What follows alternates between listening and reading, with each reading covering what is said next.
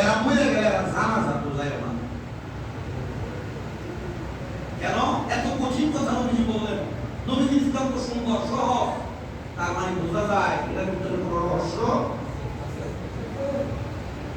বর্তমানে যারা শিয়া, যারা মাওলানা আলী রাদিয়াল্লাহু তাআলার প্রশংসা করতে গিয়ে নবী অন্যান্য সাহাবায়ে কেরামের সমালোচনা করেন, তার মানে বোঝা গেল এদের সাথে কোনো সম্পর্ক করা যাবে না, এদের সাথে খাওয়া যাবে না, এদের পেছনে নামাজও করা যাবে না, মরে গেলে জানা যাবে।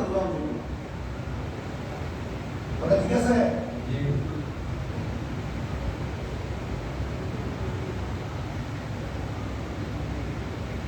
আল্লাহ নবী বলে, যখন তোমাদের সামনে কাউকে দেখবা এমন সমালোচনা করে সাহাবায়ে কেরামের, তোমরা বলবা লানাতুল্লাহ, তোমরা বলবা লানাতুল্লাহি আলা শাররিকুম, তোমার উপর আল্লাহ লানত। নবীজি শিক্ষা দিয়েছেন।